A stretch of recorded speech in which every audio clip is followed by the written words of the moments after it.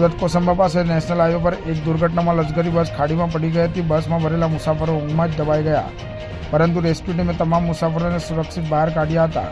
આ દુર્ઘટનામાં કેટલાક મુસાફરોને ઈજા પહોંચી। સુરતના કોસંબા પાસે નેશનલ હાઈવે પર લશ્કરી બસ ચાલકના ધ્યાનભંગના કારણે ખાડીમાં ખાબકી હતી। બસમાં અંદાજે 50 જેટલા મુસાફરો, જેમાંથી ઘણા મુસાફરો ઊંઘમાં હતા। બસના પતરા કાપીને રેસ્ક્યુ ટીમે બધા મુસાફરોને બહાર કાઢ્યા। થોડા મુસાફરોને ગંભીર ઈજા થઈ હતી, જેની સારવાર હોસ્પિટલમાં ચાલી રહી છે। ઘટના સ્થળે પોલીસ અને ફાયર વિભાગની ટીમ તાત્કાલિક પગલાં લીધા હતા। चौहान हीरूभाई भूपेशचंद, मोटा वरासा फायर स्टेशन, सब फायर ऑफिसर।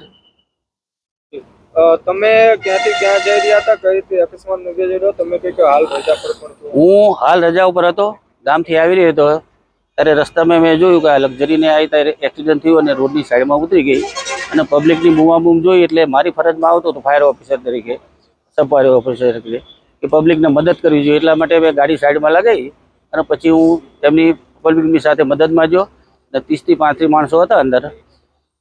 એમાં 10 થી 15 માણસોને વધારે વાગેલું હતું, બધાને સેફટી મુજબ કાઢ્યા।